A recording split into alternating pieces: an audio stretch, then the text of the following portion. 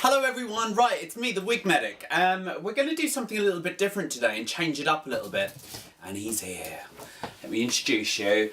This is my new little addition. This is George. He's very needy today and very playful. I've got this idea in my head that I want to do an updo using green. And I have a little bit of white as well, but let me just talk to you about what I'm going to be doing. So this is my base wig. I love the colour and I love the curl on it. It's lush. It's a non-lace front wig because you will not see the front with what I'm doing. You won't see it and you'll never see it, so there's no point in spending out on a lace front to do this. The hair that I'm going to be using is going to be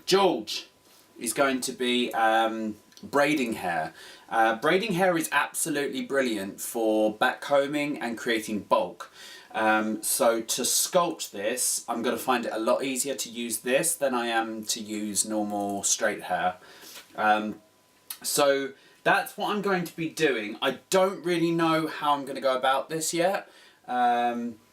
I know that I will be weaving this hair through the actual lace on the top to make sure it's really sturdy. I'll probably curl all of this very tightly and then backcomb all of it up. But yeah, I don't really know what else I'm going to do yet. I have got a little bit of braiding hair in white as well. So that's going to be quite nice to use a little bit of that as well. So yeah, should we do a before and after?